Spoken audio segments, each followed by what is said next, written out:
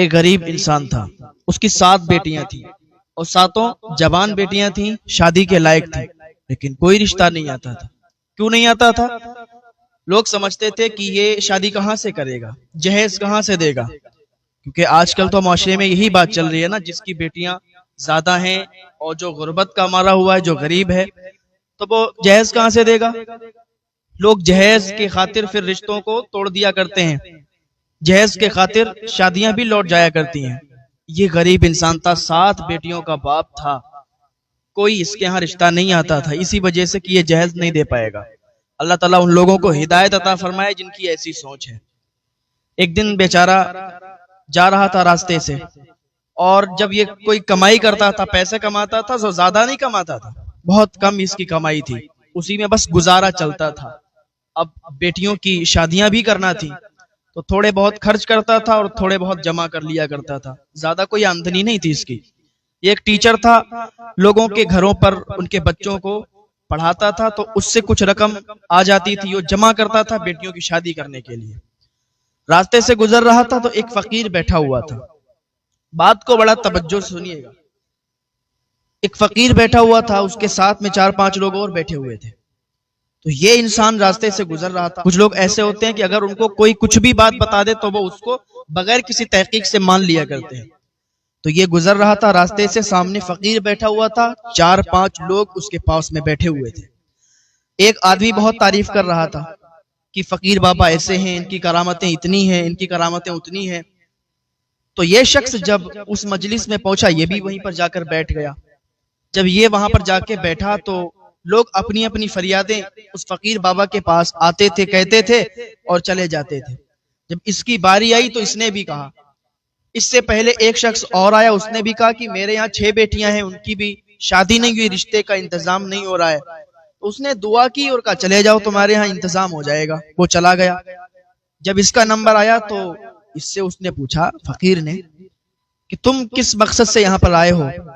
تو اس نے کہا کہ بابا میری 7 بیٹیاں ہیں، اور 7 بیٹیاں ہیں، 7 جوان ہیں، شادی کے لائق ہیں، لیکن ان کے رشتے نہیں آتے۔ لوگ رشتہ اس لیے نہیں بھیجتے کہ ہم انہیں جہیز نہیں دے پائیں گے۔ بابا آپ ہمارے لیے دعا کرو کہ ہماری بیٹیوں کا اچھے گھروں میں رشتہ ہو جائے۔ ایک باپ کی بھی تمنا یہی ہوتی ہے کہ جب اس کی بیٹی جوان ہو جائے، شادی کے لائق ہو جائے، تو اچھے گھر میں وہ اپنی بیٹی کا رشتہ کر دے۔ ماں باپ کی یہی تمنا ہوتی ہے۔ تو اس شخص نے کہا کہ بابا بس اتنی ہی میری دعا ہے، اتنی ہی تمنا ہے، اور آپ یہاں پر بیٹھے ہوئے مجھے دکھائی دی، آپ کے پاس لوگوں کا ہجوم دکھائی دیا، تو اس لیے آپ کی بارگاہ میں آ گئے، ہو سکتا ہے آپ دعا کر دیں میرا بیڑا پار ہو جائے۔ اس نے کہا ٹھیک ہے، ہماری کرامتیں بہت ہیں۔ اس نے اپنے آپ ہی بول دیا کہ ہماری بہت کرامتیں ہیں، اور اگر تم چاہتے ہو کہ تمہاری 7 بیٹیوں کا اچھے گھروں میں رشتہ ہو جائے تو تمہیں میری ایک بات ماننی ہوگی۔ تو اس شخص نے کہا بتاؤ تمہاری کیا بات ماننی پڑے گی مجھے؟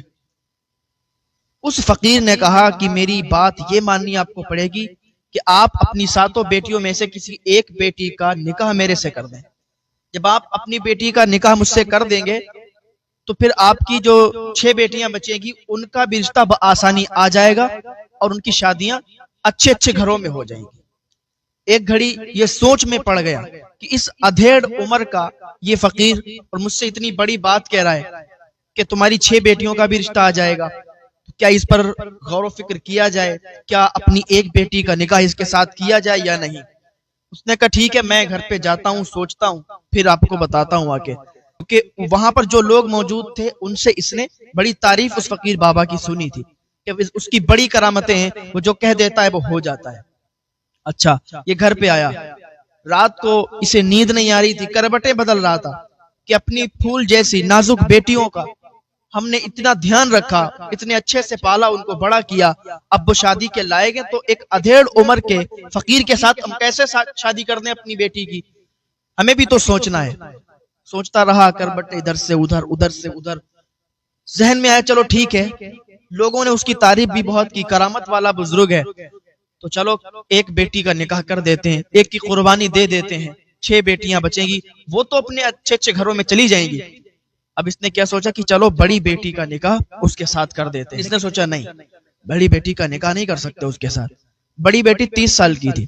سوچا کہ یار سب سے پہلے جس نے ابا مجھے کہا ہے وہ بڑی بیٹی ہے، سب سے زیادہ جس کو یہ پیار کرتا تھا، سب سے زیادہ جس سے محبت کرتا تھا، وہ بڑی بیٹی ہے۔ کہا نہیں، بڑی بیٹی کا نکاح، سب سے چھوٹی بیٹی کا نکاح اس نے سوچا کہ اس کے ساتھ کر دیں گے اور یہ 6 بیٹیاں بھی اپنے اپنے گھروں کی ہو جائیں گی۔ دوسرے دن پھر اس فقیر بابا کے پاس گیا اور کہنے لگا ٹھیک ہے، ہم نے ڈیسائیڈ کر لیا ہے، میں اپنی ایک بیٹی کی قربانی دے دوں گا، میں اپنی ایک بیٹی کا نکاح آپ کے ساتھ کر دوں گا، لیکن میں بدائی تب تک نہیں کروں گا، نکاح آپ کر لیجئے گا لیکن ودائی تب تک نہیں ہوگی جب تک میری 6 بیٹیوں کا نکاح اچھے گھروں میں نہیں ہو جائے گا۔ اس نے کہا ٹھیک ہے، مجھے منظور ہے، میں دعا کرتا ہوں کہ آپ کی 6 بیٹیاں بھی اچھے اچھے گھروں میں چلی جائیں گی، آپ کے 6 بیٹیوں کا نکاح بھی اچھے اچھے گھروں میں ہو جائے گا، اچھے اچھے گھروں کی ہو جائیں گی۔ اس نے کہا ٹھیک ہے۔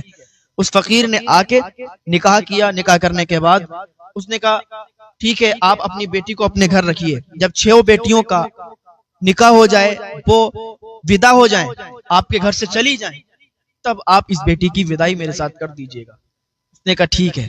ادھر اس چھوٹی بیٹی کا نکاح ہوا کہ کیا دیکھتے ہیں کہ بس پھر بڑی بیٹی کا بھی رشتہ آ گیا، اچھے گھر سے رشتہ آیا، بڑی بیٹی کا بھی اس نے نکاح کر دیا۔ اب اس سے چھوٹی کا آیا، اس کا بھی نکاح ہو گیا، اس سے چھوٹی کا آیا، اس سے بھی نکاح ہو گیا، یعنی کہ 6 بیٹیوں کا بھی لگاتار رشتے آنے لگے۔ اب اسے اور یقین ہو گیا کہ واقعی یہ بزرگ کرامتی ہے، اس نے دعا کی ہے تو کرامت ظاہر ہوئی اور 6 بیٹیوں کے نکاح بھی ہو گئے، 6 بیٹیاں بھی اپنے اپنے گھروں کی ہو گئی۔ جب 6 بیٹیوں کی شادی کر دی اس نے، ان کے نکاح کر دیے، اپنے گھر سے رخصتی کر دی، تو لاسٹ میں یہی چھوٹی بیٹی بچی جس کا نکاح اس فقیر کے ساتھ کیا تھا۔ فقیر بدائی کے لیے آ گیا تو اس نے کہا کہ آپ اگر چاہیں تو چھوٹی بیٹی بچی ہے، سب تو مجھ سے دور ہو گئیں، تو اس کو یہیں چھوڑ دیں۔ اس نے کہا نہیں، ہمارا اب نکاح ہو گیا اس کے ساتھ، اب ہم اس کو یہاں نہیں رکھ سکتے۔ کہا ٹھیک ہے، اب یہ آپ کی بیوی ہے، آپ کی مرضی۔ فقیر نے اس کو ساتھ لیا اور وہ چلا گیا۔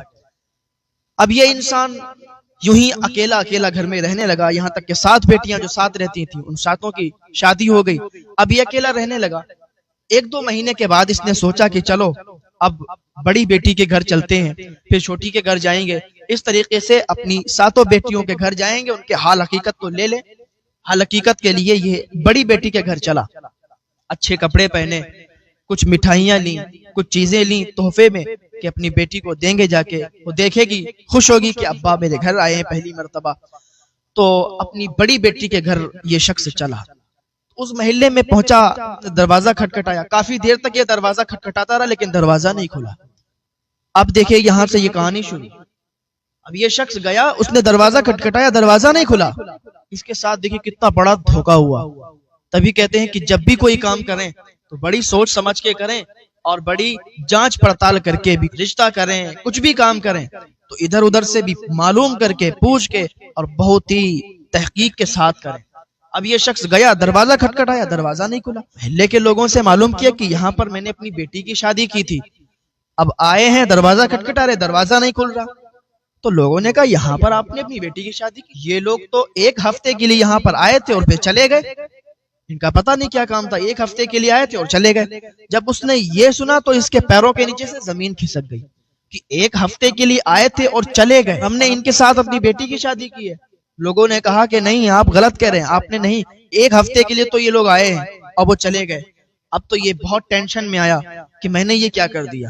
اب دوسری بیٹی کے یہاں پر گیا، اس کا بھی دروازہ بند، تیسری کے، چوتھی کے، 5ویں، یعنی کہ 6 بیٹیوں کے یہاں پر یہ گیا، 6 بیٹیوں کے دروازے بند، اب وہاں کوئی نہیں، تالا پڑا ہوا ہے۔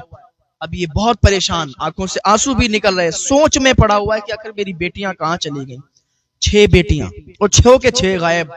اب یہ اس فقیر بابا کے یہاں پہ گیا، فقیر بھی موجود نہیں، فقیر بھی غائب، اب یہاں تک کہ 7 بیٹیاں اس کی غائب ہو گئیں۔ اب اتنی ٹینشن میں آ گیا بوڑھا آدمی، اور بڑھاپے میں جب ٹینشن آتا ہے تو پھر آپ سمجھ سکتے ہیں، بہت زیادہ ٹینشن میں آ گیا، 7 بیٹیاں غائب۔ اب یہ ڈھونڈنے لگا، تلاش کرنے لگا بیٹیوں کو۔ جیسے ہی یہ راستے سے گزر رہا تو اس کو وہ شخص مل گیا جو تعریف کر رہا تھا فقیر کی کہ یہ بہت کرامتی بزرگ ہے۔ تو جیسے ہی اس نے اس کو دیکھا اور اس نے اسے دیکھا تو وہ بھاگنا شروع کر دیتا ہے، اس کو پکڑ لیا، دبوچ لیا، کہا تو یہ بتا، تو اس دن بڑا فقیر کی تعریف کر رہا تھا کہ یہ بہت کرامتی ہے، کرامت دکھاتا ہے، یہ وہ کہاں چلا گیا؟ اور اس کی کرامت، میری تو بیٹیاں نہیں مل رہی، 7 بیٹیاں غائب ہیں، اگر مجھے نہ ملی تو میں تجھے جان سے مار دوں گا۔